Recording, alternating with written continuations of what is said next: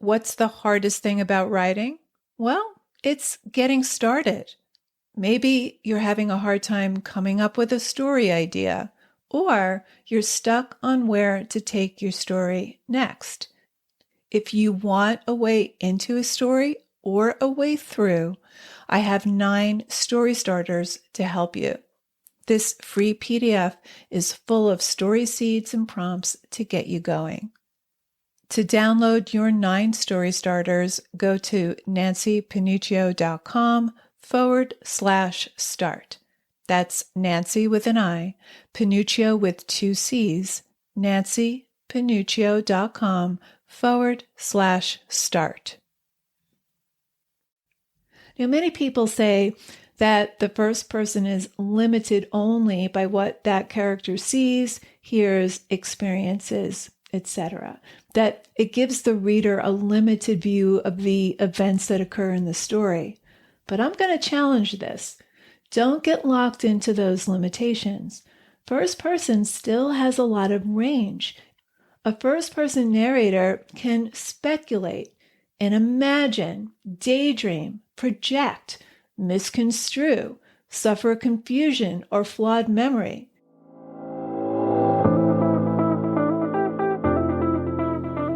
Writer Unleashed is for you, a writer who has a story you want to bring onto the page and into the hearts and minds of readers. I'm Nancy Panuccio, writer, editor, and writing coach. And each week, we'll explore techniques, mindsets, and inspiration for writing stories readers can't put down. Thanks for spending some time with me today. Now let's begin.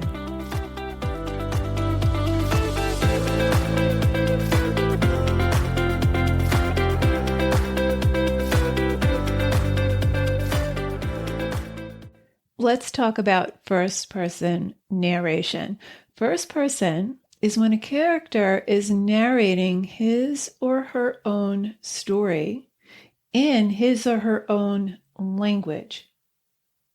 For example, I stood on the platform waiting for the train back to Surrey, or we stood on the platform waiting for the train back to Surrey. So I saw, did that, or we saw and did that, I did that, I thought that, etc. So the character is narrating his or her own story in his or her own language. Now, there are a lot of advantages to first person.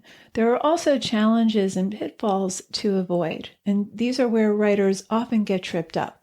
So in today's episode, we're going to talk about the pros of first person, what it has that third person doesn't, and then we'll look at some common challenges writers face when writing first person, and I'm going to give you some techniques to overcome those challenges. So let's get right to it. First, the advantages. What does first person give the reader that third person doesn't, or that third person doesn't do as well? First person allows you to, number one, create an immediate emotional connection to your reader. The reader is privy to this character's innermost thoughts and feelings. So readers view the world through this character's unique lens, his or her spin on the world. It feels intimate. It's like hearing a story told by a close friend. I've been rereading stories by John Cheever lately. He's one of my favorite authors, and I always feel like he's sitting across from me at the dinner table and telling me something very private, very personal about what he's experienced. So readers are able to take on the character's emotions, to actually embody those emotions, their angst, their joy, their sorrow. So we're able to enter the character's experience even if it's vastly different from our own. So we have direct access to that character's interior world, and we feel instant empathy. Advantage number 2, first person can generate empathy towards villains or anti-heroes in a way that's more difficult to achieve in third person. And when I think of an anti-hero, I think of Walter White in Breaking Bad, or Tony Soprano, or Humbert Humbert. When the writer places us in the criminal's shoes, into their mind and soul, into their thought processes and what drives them, this creates ambivalence within us. Because we can't just dismiss these characters as purely bad or evil people. And you know what? That ambivalence keeps readers invested in your story. Advantage number 3. First person provides constant characterization. Every line, every word is a reflection of that character's attitudes about life, about other characters, about the world of the story, and about themselves. As the narrator of their own story, we get to see their worldview, their obsessions, their fears, their faulty belief patterns, their motives. And advantage number 4, it allows us to explore a perspective and experience that's completely outside anything we've ever experienced. Now, you could say that too about third-person narration, absolutely, but in first person, we're using the character's language, so we're experiencing everything that happens with them, through them. For example, in Emma Donohue's novel Room, we're brought into the perspective of 5-year-old Jack, who's being held captive in a small room along with his mother, who was kidnapped at 19 and assaulted regularly by her captor. Now, Jack is the product of that assault. Because he was born in captivity, he knows nothing about the outside world. His mother has protected him by pretending that the rest of the world exists only on television. Here's an excerpt. Today, I'm 5. I was 4 last night going to sleep in wardrobe, but when I wake up in bed in the dark, I'm changed to 5. Abracadabra. Okay, on to the challenges. Challenge number 1, it can be difficult to write in someone else's voice. For Emma Donohue, she had to take on a 5-year-old's voice, and not just a 5-year-old's voice, but a 5-year-old whose entire world existed in one small, dark room. So it helps to think of yourself as an actor taking on a role. It helps to put yourself in this person's shoes, to think with their central nervous system. Now, character voice is an extension of emotion. So if the character narrating her story is rebellious or takes no ownership of her own situation, that will be reflected in what and how she speaks. Now, there's a distinction between your voice, the author's voice, and your character's first-person voice. Author's voice is a different thing. It usually is a quality or collection of qualities that pervade your whole body of work. For example, Hemingway's voice is terse and direct in everything he writes.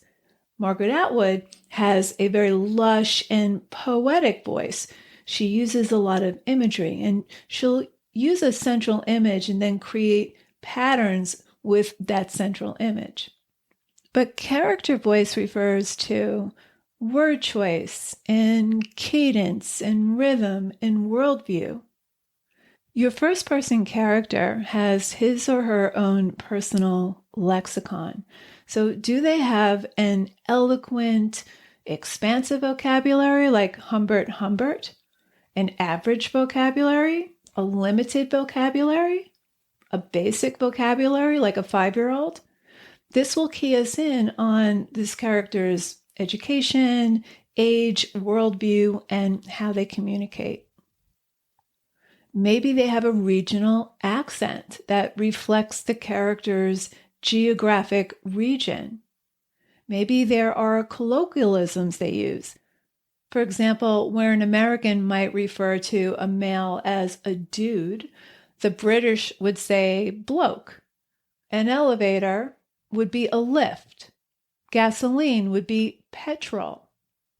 The bathroom would be the loo. In Italy, they don't ask, how old are you? They ask, how many years do you have?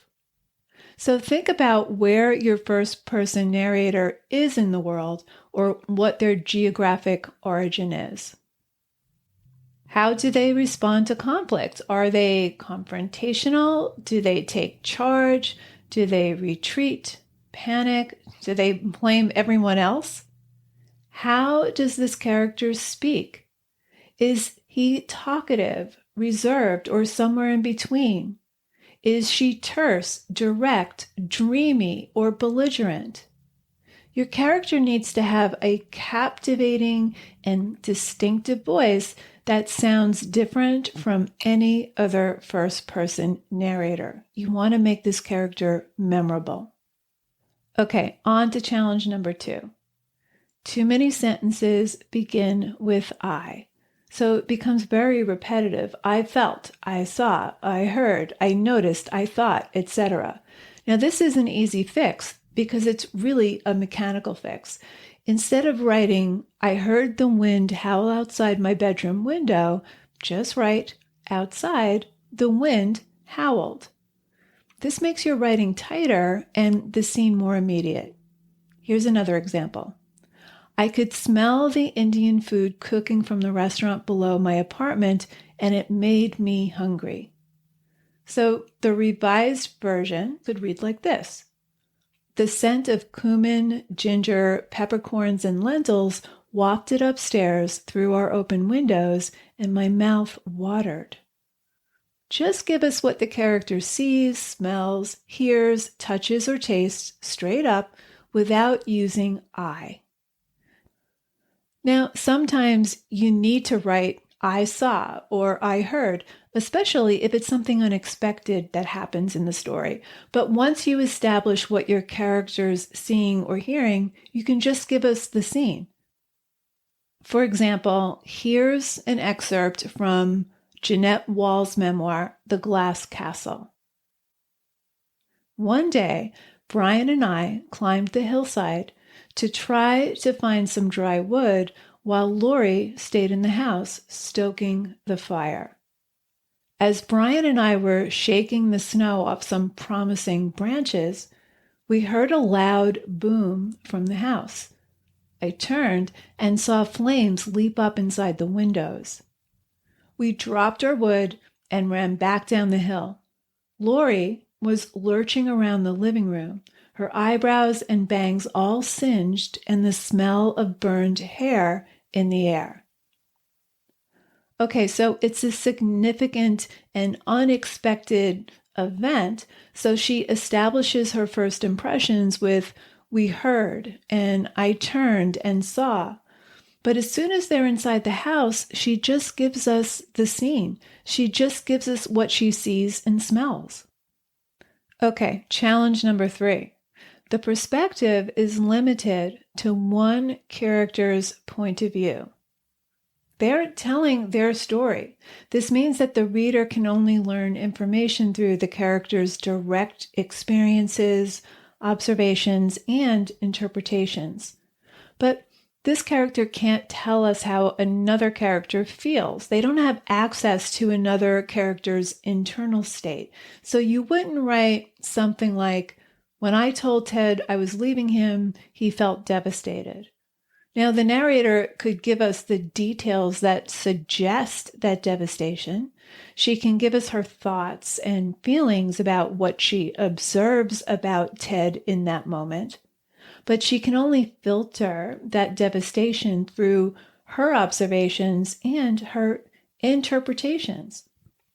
Now, often writers want to know how to get across something a supporting character does that will impact the main character later, something the main character won't find out until later. For example, let's say Derek is our first person narrator and Sharon is a secondary character. His wife, who's also an actress, having an affair with her co-star while Derek stays at home taking care of their 4-year-old daughter. And the reader only finds out about the affair when Derek does.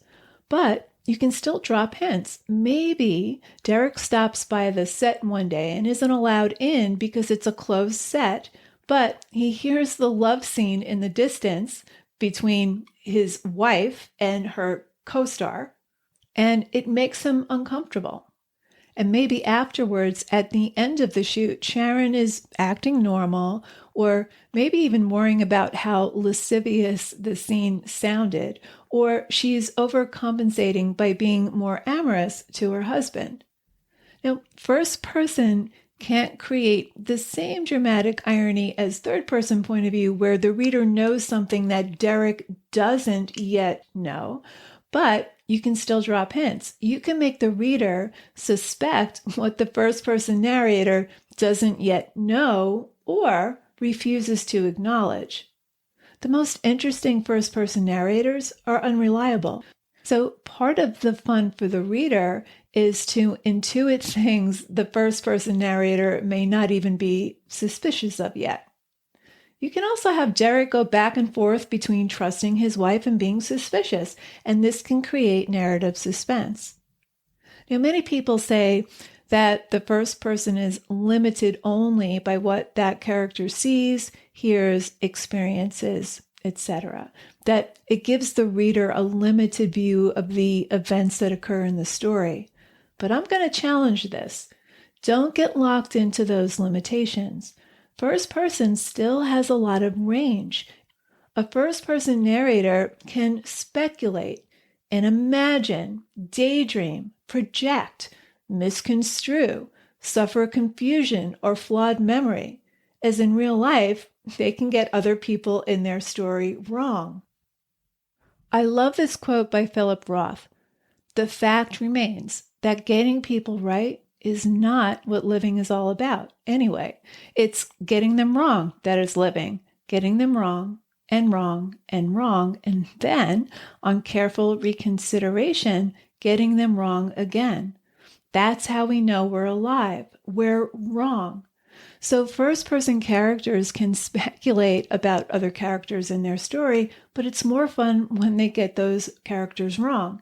And speaking of affairs, Fathermucker, the novel by Greg O'Lear, is about a husband who spends the majority of his novel convinced that his wife is having an affair. But by the end of the story, we learn that it's a big misunderstanding. She is not having an affair. You can also have multiple first-person narrators. This is a technique that Russell Banks uses in his novel, The Sweet Hereafter, but it's a very advanced technique. So in this novel, he has 4 first-person narrators, but they're separated by chapters, and it's a very intentional choice. It serves the story he's telling.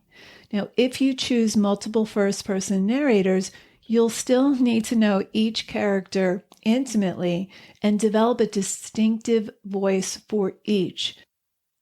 Don't use multiple first-person narrators because you think it's easier to tell the story that way, or because you think you need more than one narrator to tell the story. You're better off learning how to use one character's first-person perspective before you move on to multiple. It's an advanced technique and makes the telling more technically challenging, not easier. Okay, on to challenge number 4. Descriptions of familiar things sound awkward and unnatural.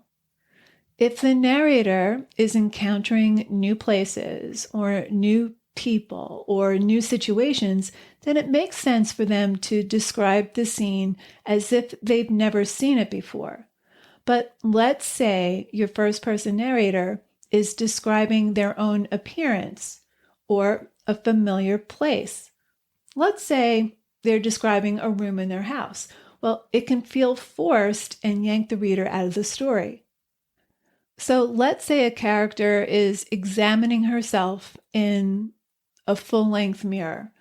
I ran my comb through my long, sleek blonde hair, examined my lanky frame, dressed in a t-shirt and loose jeans. Well, that sounds forced and unnatural. She would have to be seeing something new, or seeing herself in a new light or with a new awareness in order for that to work. So maybe she catches her reflection and is caught off guard by how old she looks. Let's say you want to describe the home where your character lives. How do you do that gracefully in first person? How do you slip in essential details for the reader without it sounding unnatural and forced? Well, if this character is in a familiar room, what's different about it in this particular moment? How can you make the familiar unfamiliar? Here's another example from Jeanette Wall's memoir, The Glass Castle. I looked around the room. There were the turn-of-the-century bronze and silver vases and the old books with worn leather spines that I'd collected at flea markets. There were the Georgian maps I'd had framed, the Persian rugs, and the overstuffed leather armchair I liked to sink into at the end of the day. I tried to make a home for myself here, tried to turn the apartment into the sort of place where the person I wanted to be would live. But I could never enjoy the room without worrying about Mom and Dad huddled on a sidewalk grate somewhere. I fretted about them, but I was embarrassed by them too, and ashamed of myself for wearing pearls and living on Park Avenue while my parents were busy keeping warm and finding something to eat. So she describes her house and even the way she wears pearls, but it's all given in the context of the shame she feels about her parents, who are homeless. And finally, challenge number 5, more character thought than action. Now, sometimes it's easy to give every single thought the character is thinking at the expense of action and dialogue. Now, character thought is a form of action. Dialogue is also a form of action, but a common pitfall to watch out for is to write something that's completely in the first-person narrator's mind, or showing every single thought rather than showing the action and weaving in the narrator's thoughts where it's essential. Now, for more on character thought, listen to episode 69, where I go into more depth on that topic. Episode 69, I'll link in the show notes on the episode webpage.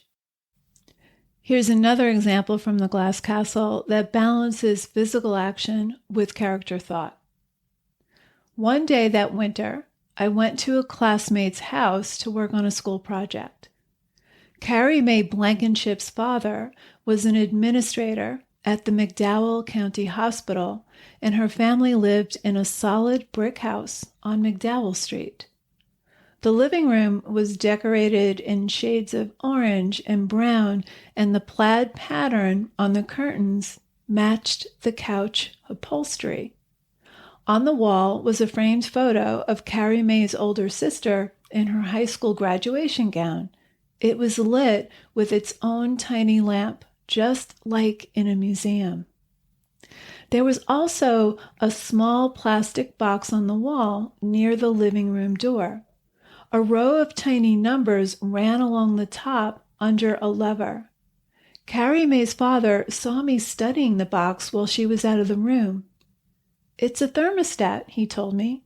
"You move the lever to make the house warmer or cooler." I thought he was pulling my leg, but he moved the lever, and I heard a muffled roar kick on in the basement. "That's the furnace," he said.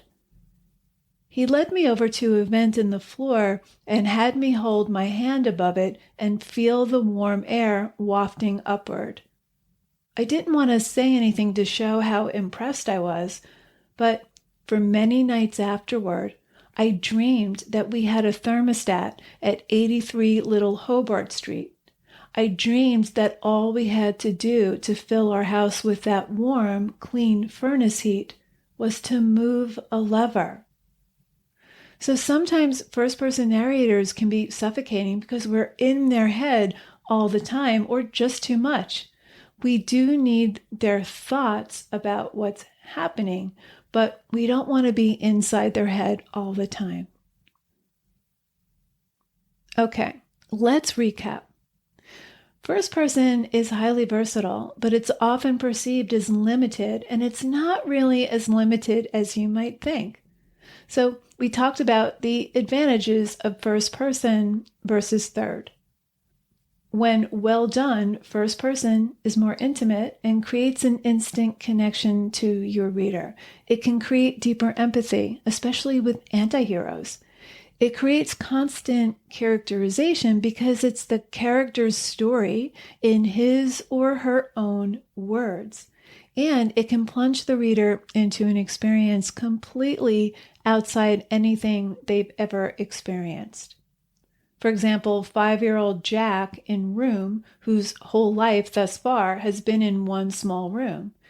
And Jeanette Wall's experience about surviving horrendous, unimaginable neglect as a child. We live it through her.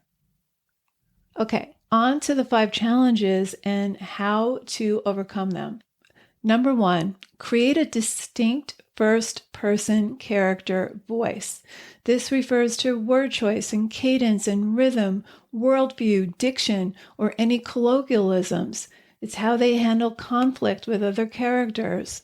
It's how they think. It's how they speak.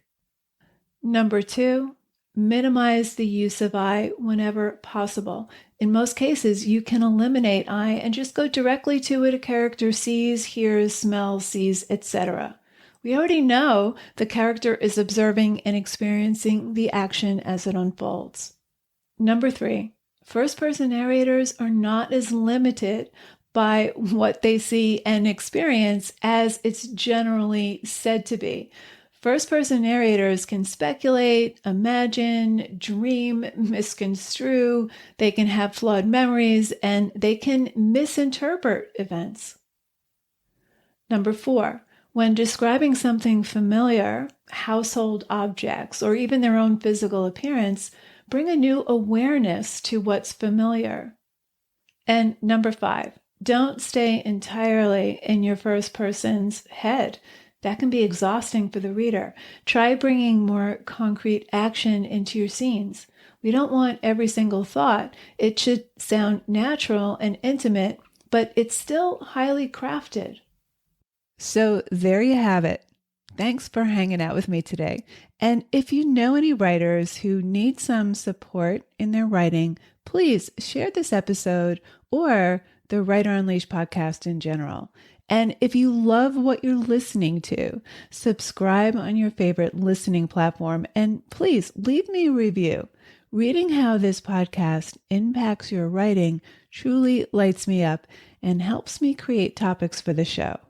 Till next time, keep writing, and I'll talk to you soon.